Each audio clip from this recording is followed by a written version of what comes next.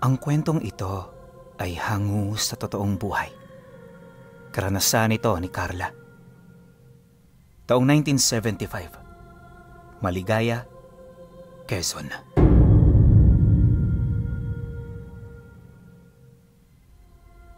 Noong mga panahong ito, nakatira ang pamilya ni Carla sa tabing dagat sa lugar ng Maligaya. Kokonti pa lang ang tao roon, gawa ng bukod sa liblib ito, napakalayo rin ito sa kabayanan. Kaya ang tanging naninirahan dito ay yung mga taong tubo na sa lugar. Ayon pa nga sa kanya, sa loob ng isang taon, bibihira lamang doon ang magkaroon ng dayo. Madalas na pumupunta sa lugar nila ay yung mga taong naninirahan lang din kasama sa karatig baryo. Malimit may mga kamag-anak itong kinikita sa kanilang lugar, kaya ang pagpunta ng mga ito naging normal na rin sa kanila. Dagdag pa ni Carla na kaya niya alam ang tungkol dito ay dahil sa merong mga tauhan ang mga magulang niya na nagsusumbong sa kanila. Sa totoo lang pinuno, kagaya lang din naman sila ng mga kababaryo nila na walang-wala rin sa buhay. Kaya noong magkaisip siya, nagtataka siya kung bakit may mga taong matapat sa mga magulang niya. Lalo na sa kanyang amang si Miyong. Itong si Miyong pinuno, hindi naman yun rebelde, pero kalat sa kanilang lugar ang mga tao nito. Karamihan mga armado, tapos maraming impluwensya sa mga karatig lugar. Matagal na itong naging palaisipan para sa kanya, hanggang sa dumating ang araw na nalaman na niya ang katotohanan sa likod ng pagkatao nito. Pagsapit ng kaarawan ng kanyang ama, nagkaroon ng malaking selebrasyon sa kanila. Ang mga pagkaing inihanda, nagmula sa mga bisita at malapit nitong kaibigan. Umaga pa lang ng kaarawan, marami na ang naroon para magluto at tumulong sa mga paghahanda. Sila Carla naman, nanatili sa loob ng bahay para mag-ayos at maglinis-linis ng paligid. Pagpatak ng 6:00 ng hapon, dito pa lamang nagsimula ang pagdiriwang. Umabot sa halos 30 katao ang pumunta, na halos karamihan sa mga ito unang beses pa lamang niyang makita. Takang-takaman, pinili niyang gawin ang parte niya. Para sa kanya kasi, hindi na rin iba ang ganoong pagdiriwang, gawa ng ganon at ganon naman ang nangyayari tuwing sumasapit ang kaarawan ng kanilang ama. Ang kaso lang, habang palalim na noon ang gabi, may mga nakita siyang matatandang lalaki na bigla na lamang nagsidatingan. Grupo-grupo ang mga ito, at sa kanilang pagkilos, parang nagmula lang sila sa iisang pamilya. Dala ng kuryosidad, agad niya itong ipinagtanong sa nanay niya. Nang marinig nito ang kanyang sinabi, hindi ito nagdalawang isip na patahimikin siya. Ang bulong pa nito sa kanya, "Huwag mo silang pansinin, Carla. Gawin mo lang ang trabaho mo." Pagkatapos nitong magsalita, agad yung umalis para kausapin ang mga natitira pa nilang bisita. Si Carla naman, nagliligpit na rin ng mga pinagkainan para madala sa kusina. Ang kaso lang, pagbalik niya, biglang nanlaki ang kanyang mga mata nang masipat niyang tulog na ang lahat ng mga natitirang bisita. Hindi na rin niya makita ang nanay niya, kaya labis niya itong ipinagtaka. Pagbaling niya ng tingin sa kinaroroonan ng kanyang ama, bumungad ito sa kanyang nakaluhod habang pinagkukumpulan ng mahigit sa 10 matanda na pumunta sa pagdiriwang ng kaarawan. At habang nasa ganoon itong posisyon, may mga sinasambit itong mga salita na hindi niya maunawaan, at kapag sinusubukan niya itong unawain, nandidilim ang kanyang paningin. Yun bang parang mawawalan siya ng malay? Pabigla-bigla ring sumasakit ang kanyang ulo, lalo na kapag ginagaya niya ito. Maya-maya pa, lahat ng matatandang naroon unti-unting tumingin sa kinaroroonan niya. Pilit din itong iniaabot ang mga kamay nito sa kanya na para bang meron itong gustong gawin. Pagsilay naman dito ni Carla, biglang nanigas ang buo niyang katawan. Sinubukan din niyang sumigaw pero walang tinig na lumalabas sa kanyang bibig. Pagkaraan pa ng ilang segundo, nasa harapan na niya ang matatanda. Hawak-hawak ang isang maliit na krus na may nakapakong kalansay. Kulay itim ang mga ito, kaya alam niya na merong itong sa demonyo. Ang kaso lang, kahit ilang beses niya itong tanggihan, hindi nananawa ang mga matatanda na iabot ito sa kanya. Hanggang sa nakita niya na unti-unti na itong bumabaon sa kanyang dibdib. Bago siya mawala ng malay, narinig niya ang huling katagang paulit-ulit na sinasabi ng mga ito. At yun ay, "Pamamahalaan mo kami, Diyosa ng kamatayan. Pamamahalaan mo kami, Diyosa ng kamatayan." Paulit-ulit itong sinasabi ng mga taong yon, kung saan sa bawat pagsambit nila, lumalakas ang kanilang mga tinig. At nung mawala na ito, hindi na niya maalala ang mga kasunod pang nangyari. Basta nang magkamalay siya, nadatnan niya ang kanyang sarili sa loob ng kanyang silid, katabi ng nanay niyang kanina pang naghihintay sa kanya. Nang magkatitigan silang dalawa, sinenyasan siya nito ukol sa ama niyang kanina pang nag-aalala. "Anak, ayos ka lang ba? Mabuti naman at nagkamalay ka na. Alam mo ba, 3 gabi ka ng tulog. Akala nga namin na paano ka na eh." Bungad na wika nito sa kanya na para bang walang alam sa mga nangyari. Ngunit nang marinig niya ang sinabi nito, agad niyang ipinagtapat dito kung ano ang kanyang mga naaalala. At sa isang iglap, biglang sumeryoso ang mukha nito. Nawala rin ang pag-aalala nito sa kanya, na para bang isa lamang ito sa pagpapakitang tao ng tatay niya. Hindi naglaon, nang magkaroon na ito ng lakas ng loob, inilahad nito sa kanya ang mga bagay na nais niyang malaman. Ayon sa kanyang ama, hindi siya nagkakamali sa kanyang mga naaalala. Totoo ang lahat ng yon at taon-taon nangyayari ito. Normal lang sa kanila na magkaroon ng ganoong mga ritual, gawa ng isa itong tradisyon para sa lahi ng mga sagpak. Isang uri ng mangkukulam na gumagamit ng luwad at lupa para paslangin ang kanilang mga kalaban. Dagdag pa ng kanyang ama na sa lahat ng selebrasyong nangyari, ang naganap noong gabi ang pinaka-espesyal sa lahat. Dahil yun ang gabi na nakipag-isa sa kanya ang sinasamba ng kanilang lahi. Ibig sabihin sa lahat ng sagpak na umahon, siya ang pinakamakapangyarihan. Walang papantay sa kanya at magsisilbi niyang laruan ang mga kaaway nila. Nang marinig naman ni Carla ang sinabi nito, hindi siya kaagad naniwala. Para sa kanya, masyadong imposible na maging ganun siya dahil sa noong mga nagdaang araw, isa lamang siyang ordinaryong dalaga na walang kamalay-malay sa mundong ibabaw. Pagtatapat pa niya sa kanyang ama na baka nagkamali lang ito sa kanyang mga inaakala. Subalit nang marinig nito ang kanyang sinabi, hindi ito nakumbinsi. Ang rason nito, hindi nagkakamali ang mga matatanda sa mga bagay na kanilang nakikita. At kung talagang gusto niyang makasiguro, mas mainam na puntahan nila ang mismong lugar ng mga ito. Pagkasambit naman ng tatay niya ukol sa bagay na yon, agad siya nitong inabisuhan na maghanda na. Hindi naman malayo ang pupuntahan nila at base sa salaysay nito, parang kasing layo lang yon ng kalapit na baryo ng lugar nila. Pagkarinig niya sa sinabi ng kanyang ama, tumangulang naman siya. Naguguluhan man, alam niya sa kanyang sarili na hindi niya pwedeng suwayin ang ibig nitong mangyari. Kaya pagtungtong ng hapon, nagmamadali silang dalawa na umalis. 1.5 oras ang lumipas, narating nila ang isang liblib na daan, malapit sa pangunahing daang nagdudugtong sa kalapit na baryo. Unang beses niyang makita ang lugar na yon, kaya nang masipat niya ito, hindi niya maiwasang magtanong kung saan yun papunta. Nang marinig naman yon ng tatay niya, inilahad nito na patungo ito sa baryo kung saan unang umusbong ang mga ninuno nila.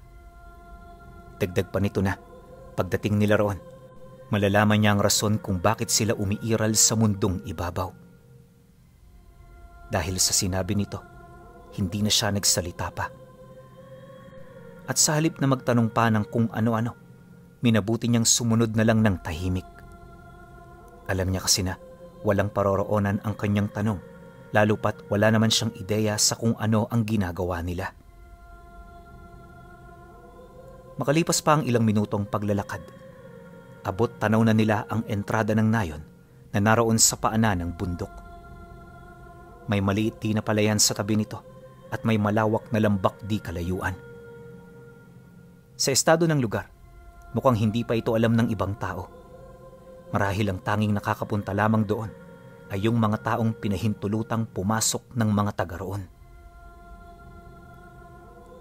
Pagpasok naman nila sa bukana ng lugar, agad na sumalubong sa kanila ang iilang mga taga roon. Karamihan sa mga ito purong matatanda na, kaya todo ang pagbisa niya, pagpapakita ng kanyang paggalang. Ngunit sa tuwing hinahawakan niya ang kamay ng mga ito, bigla na lamang itong napapahagulgol sa pag-iyak. Labis-labis din ang pasasalamat nito sa kanya na para bang meron na siyang nagawa. Pagkatapos naman ng ganoong formalidad, sabay-sabay na silang tumuloy sa bahay-sambahan ng mga ito. Hindi itong tipikal na simbahan ng mga ordinaryong tao dahil ang lahat ng rebultong nakalagay doon ay kawangis ng Diyosa ng kamatayan. May mga itim na libro ring nakalagay sa dalawang altar na para bang dito nagmumula ang pananampalataya nila. Matapos naman niya itong makita, agad naman siyang nag-akmang uupo sa pinakahuling upuan. Ngunit nang mapansin ito ng matandang kasunod niya, inabisuhan siya nito na dumiretso sa altar ng sambahan dahil dito siya nababagay. Kaya nang marinig niya ang sinabi nito, hindi siya nagdalawang isip na sumunod. Pag-apak niya sa hagdanan na humihiwalay sa mga naroon, unti-unti na niyang narinig ang pamamaraan ng pagsamba ng mga ito. Kapansin-pansin din ang pagliwanag ng mga mata ng rebulto na para bang meron itong tinatagong hiwaga. Kalaunan, pag-upo niya sa malaking upuan, tumahimik ang lahat. At mula sa kanyang likuran, lumabas ang isang matandang lalaki na nagsisilbing pari ng kanilang angkan. Sa kanyang pahintulot, binuksan nito ang librong nakalagay para basahin ang bawat teksto nito. Lahat ng nilalaman ng libro, wala itong pinalagpas. Kaya natapos ang pagbabasa, 6 na oras ang lumipas. Si Carla noon bagot na. Pero dahil sa interesanteng kasaysayang napapaloob sa libro, hindi niya maipagkakailang na humaling din siya sa pakikinig. Ayon sa nakasulat, nagsimula ang kanilang pamilya sa isang simpleng lahi ng mga mangkukulam. Kagaya ng marami, nakadepende sila sa mga libreta. Limitado lang din ang kakayanan na nagagamit nila, kaya madalas nagtatago sila sa mga tao. Subalit ng kasihan ng Diyosa ng kamatayan ang kanilang ninuno, nagbago ang lahat. Dahil sa sinaunang karunungan, naunawaan nito na ang pinakamalakas na pamamaraan ng pangungulam ay sa pamamagitan ng luwad at lupa. Tinuruan ito ng Diyosa kung papaano magagamit ang aral hanggang sa kalaunay naging dalubhasa na ito. At para maipakita ang kanyang lakas kung sino-sino ang kanyang hinamon. Lahat ng nang maliit sa kanila, walang awa niyang pinagpapapatay gamit ang karunungang yon. Napakasimple lang ng hakbang kung papaano ito gagawin.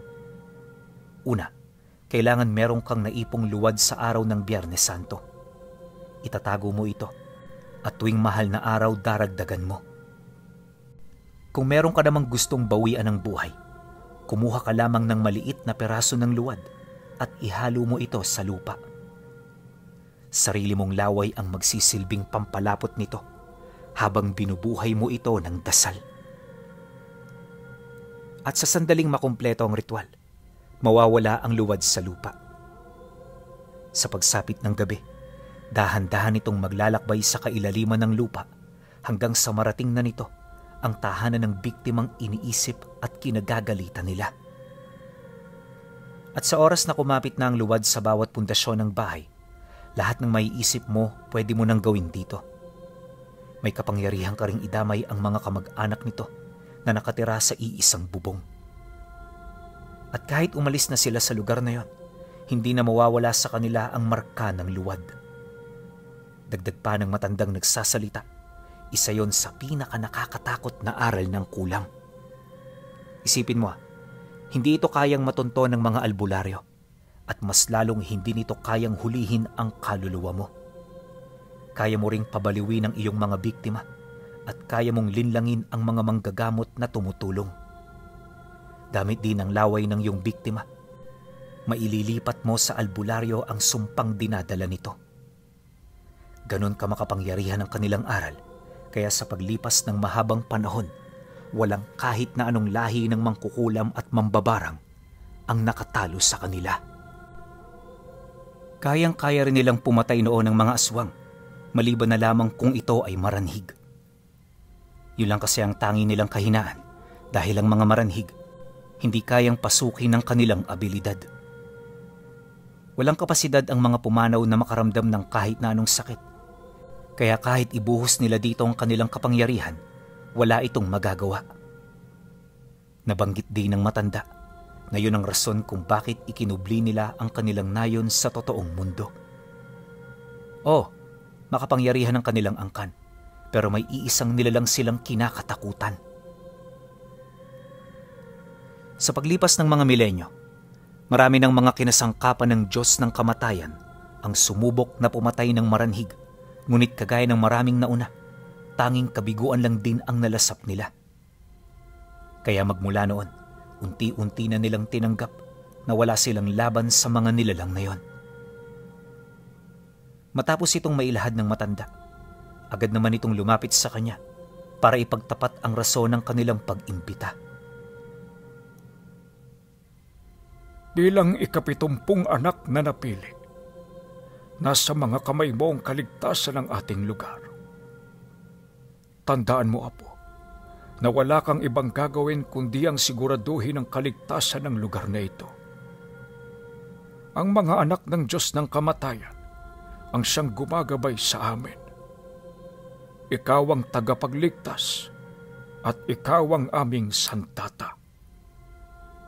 Wika ng matanda na may buong paggalang. Matapos nitong magsalita, inabisuhan siya nito na malaya siyang subukin ang kanyang kakayahan kung may pagdududa pa sa kanyang puso. Maaari siyang pumili sa kanilang angkan upang maging alay sa pagtanggap ng kanyang bagong abilidad. Ngunit sa halip na sang-ayunan nito ni Carla, minabuti niyang tumutol sa ibig nitong mangyari. Ayon sa kanya, hindi siya papatay ng kadugo, kaya walang dahilan para subukin niya ito. Dagdag pa niya na, may naisip na siya kung papaano mapapatunayan ang kanyang abilidad. Nang marinig naman nila yon, agad yung nagbunyi. Bago matapos ang kanilang ginagawa sa simbahan, ibinigay ng matanda sa kanya ang medalyon na tangan ng mga nauna sa kanya. Ito ang kumakatawan sa kanilang lahi at tanging ito lang ang agimat na pagmamay-ari nila na magbibigay ng proteksyon sa mga taong labis nilang pinapahalagahan. Pagkasuot naman niya nito, tsaka pa lamang sila nagsimulang maglibot sa baryo. Marami siyang naging tanong noon sa kanyang ama, ukol sa kung papaano mapapagana ang aral na tangan niya. Ayon dito, maliban sa usal na kinakailangan niyang sambitin, puot at galit ang nagsisilbing langis nito. Kaya kapag papatay siya, kailangan niyang siguraduhin na kinagagalitan niya ang biktima. Dahil kung hindi, magkakaroon ito ng rebuelta. Pero ang hindi lang nito sigurado ay kung tatalab ba ito sa katulad niya. Matapos ang kanilang paglilibot, napakaraming bagay ang kanyang natutunan. Bago sila umalis ng nayon, pakiramdam niya, ibang tao na siya. Yun bang muli siyang isinilang sa mundo? Aminado rin siya na nagkaroon siya ng kumpiyansa para gawin ang ipinapagawa ng mga kalahi nila. Pagbalik nila sa baryo, hindi na gaanong naglalalabas itong si Carla. Ang iniiwasan niya kasi ay yung mayat-mayang pagsamba sa kanya, yung mga tauhan ng tatay niya. Ayaw niya ng eskandalo, kaya hanggat maaari nais niyang manatiling lihim ang tungkol sa kanyang pag-iral. Ngunit habang tumatagal, tila bang unti-unting nabubuhay sa kanyang isipan ang pagmamalabis na gamitin ang kanyang kapangyarihan. Ayon sa kanya, na sa lugar nila noon, meron siyang lalaking kinagagalitan. Ang lalaking yon, tipo niya nung una. Pero nung malaman niyang katawa-tawa siya sa paningin nito, iniwasan niya ito. At magmula noon, hindi ito tumigil sa paninira sa kanya. Nakesyo, patay na patay siya rito at kung ano-ano pang mga wala namang gaanong katuturan. Matagal niya na yung kinikimkim, kalakip ng pag-asang balang araw, makakaganti rin siya. Kaya nang bumalik ang poot niya sa lalaking yon, hindi siya nagdalawang isip na gawin ang aral nila. Pagsapit ng gabi, habang nananaig ang katahimikan sa loob ng bahay, pasimple siyang tumungo sa silid ng kanyang ama para kumuha ng luwad. Alam niyang gising pa ito pero nakakasiguro siyang hindi nito pinakikialaman ng kanyang mga gagawin.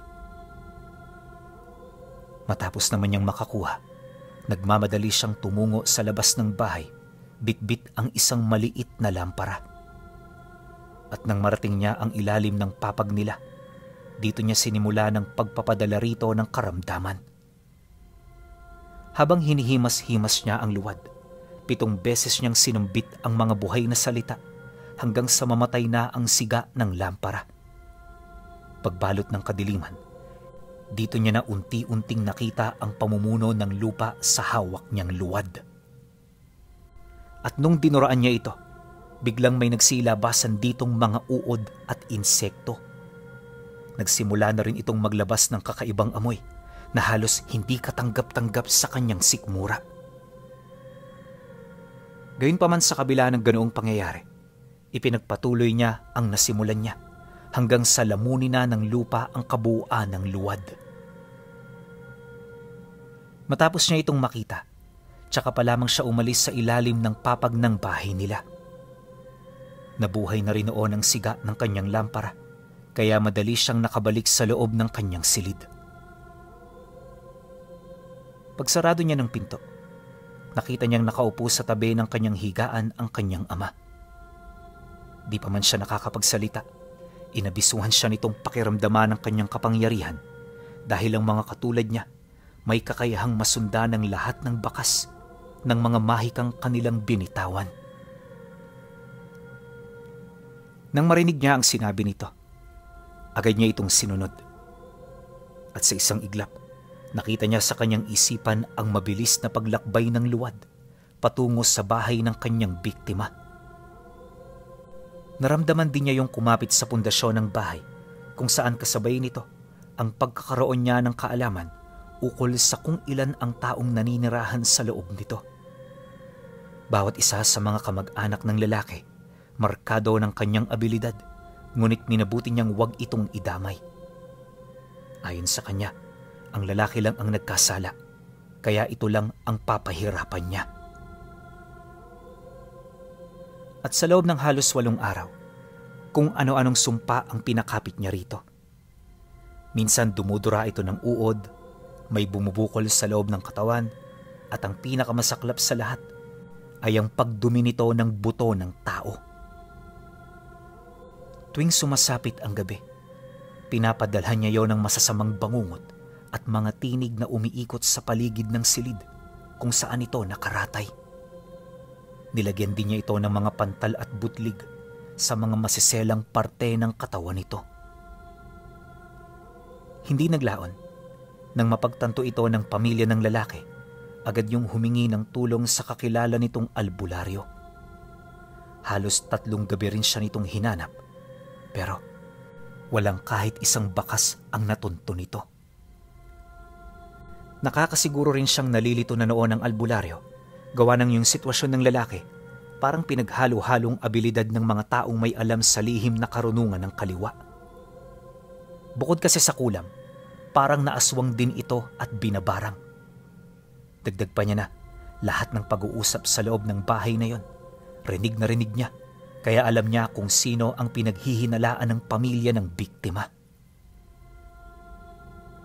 Subalit sa kasamaang palad, hindi ito nagkaroon ng ideya ukol sa kanya.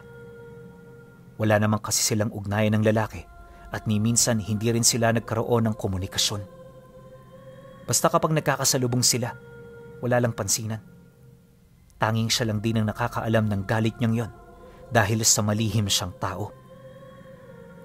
Hindi siya nagsasabi ng kahit na ano sa mga kaibigan niya, gawa ng alam niya na tanging sarili lamang niya ang mapagkakatiwalaan niya. Matapos ang halos 2 linggo na pagpapahirap, tuluyan na niyang pinatay ang lalaki. Hinang-hinaman ang katawan nito, sapilitan niya itong pinabigti hanggang sa pumanaw na ito. Dahil sa pangyayari, agad na kumalat ang balita ukol dito. Marami ang nakisimpatya sa mga naulila, maliban na lang sa kanilang pamilya. Hindi kasi sila pumupunta sa mga ganoong sitwasyon dahil ayaw nilang makakita ng mga taong nagdadalamhati at naghihinagpis. Kaya imbis na makiusyoso, ipinagpatuloy nila ang mga normal nilang ginagawa. Ilang buwan pagkatapos ng pangyayaring yon, dumating ang nagpakilalang tiyuhin ng lalaki. Isa itong antingero, sabi ng mga tauhan ng tatay niya, at base sa kanilang mga nalaman, bantog ito sa lugar ng Mindoro. Malayo ang pinagmulan nito, kaya alam nila na hindi ito napadpad lang sa lugar na yon ng walang kailangan. Babala pa ng mga ito, mas mainam na mag-ingat na muna sila upang hindi sila malagay sa alanganing sitwasyon. Sa mga sandali kasing yon, wala pa silang nalalaman sa kakayahan ng lalaki. Ngunit nang marinig ito ng kanyang ama, nagmamayabang naman itong sumagot sa mga tauhan nito ng, "At ano ang kinakatakot ninyo? Baka nakakalimutan nyo kung anong lahi namin ng anak ko. Huwag kayong mag-alala. Sa oras na sumubok ang taong yan, hindi yan makakabalik sa kanila. Magtiwala kayo." Dahil sa sinabi ng tatay niya, walang tumutol sa kanilang mga tauhan. Si Carla naman noon, tahimik lang na nakikinig sa isang sulok. Bagaman wala siyang sinasabi, bawat kilos ng kanyang mga kasama ay maigi niyang binabantayan. Magmula kasi nang napasa kanya ang ganoong kapangyarihan, naging maingat na rin siya sa mga taong nakapaligid sa kanya. Hindi siya basta-bastang nagtitiwala at mas lalong hindi niya ibinababa ang kanyang depensa sa oras na wala na siya sa bahay nila. Matapos ang naging pag-uusap, minabuti nilang hayaan na muna ito. Papasapit na kasi ang mahal na araw, kaya yon ang panahon na kinakailangan nilang paghandaan. Espesyal ang paparating na mahal na araw, gawa ng yon ang puntong siya mismo ang makakakuha ng sarili niyang luwad. Kaya naman imbis na pagtuunan nila ito ng pansin, minabuti nilang unahin ang mga bagay na alam nilang importante. Dumaan ang mga araw, naging kalmado silang lahat. Walang kumikilos sa grupo, alinsunod sa utos ng kanyang ama. Pagsapit ng araw na kanilang hinihintay, dito na sila umalis ng magkakasama para kumuha ng mga sangkap sa pangungulam. Matagal nila itong nagawa dahil wala namang nakakaalam ng tungkol sa kanilang pag-iral maliban sa kanilang mga kapanalig. Ultimo ang antingerong dumating, walang kaide-ideya na umiiral ang lahing kinaaniban nila. Kaya pagsapit ng Sabado de Gloria, muli niyang pinagapangan ng marka ang bahay ng pinatay niyang biktima. At nang kumapit na ito sa katawan ng antingero, dito niya na muling sinimula ng katakatakot na pagpapahirap. At ang una niyang naging hakbang ay sa pamamagitan ng simpleng sakit sa ulo lang. Hindi ito pinansin ng antingero dahil naniniwala ito na isa lang itong simpleng karamdaman. Ngunit ang hindi nito alam, bago pa man sumakit ang ulo nito, Nalusaw na ni Carla ang mga bakod at puder nito. Wala na ring bisa ang mga tanga nitong agimat, kaya ibig sabihin para na lang itong ordinaryong taong naghihintay ng kanyang kamatayan. Pagsapit ng sumunod na araw, linggo ng pagkabuhay, pinilayan niya ang antingero. Inalisan din niya ito ng kapasidad na maglakad at pinapaus niya ng husto ang lalamunan nito hanggang sa wala ng tinig na lumalabas dito. Nang maranasan ito ng antingero, dito nito napagtanto na mayroong gumagambala sa kanya. Kaya bago pa ito lumala, nagdasal at nagdasal na siya. Kaso lang lahat ng sinasabi niya hindi na rin nagkakabisa hanggang sa unti-unti na rin yung nanghina. Dahil sa pangyayari, sinikap nitong gamutin ang kanyang sarili gamit ang kanyang mga kaalaman. May mga inilabas na rin ito noong libretang nakasulat sa kanyang mga mata. Kaya sa halip na patagalin pa ang pakikipagkombate niya, tinapos na niya ang kanyang nasimulan. Pagsapit ng araw ng Martes, patay na ang antingero. Sinabay na rin niya ang ama ng lalaking nauna niyang biktima upang magdulot ito ng takot sa mga taong nagbabalak na tumuklas ng misteryo sa likod ng pagkamatay ng mga ito. Matapos ang pangyayari, yon ang naging unang panalo ni Carla. At dahil dito, kung kaya't naging kumpiyansa siya. Sa loob ng 2 dekadang pamamahala, walang kahit na sino ang nakatapat sa kanyang abilidad. Tuwang-tuwa noon ang kanyang ama sa kanya dahil inakala nito na siya na ang hinihintay na pag-asa ng angka nila. Ngunit dumating ang isang araw na bigla na lamang siyang naglaho na parang bula.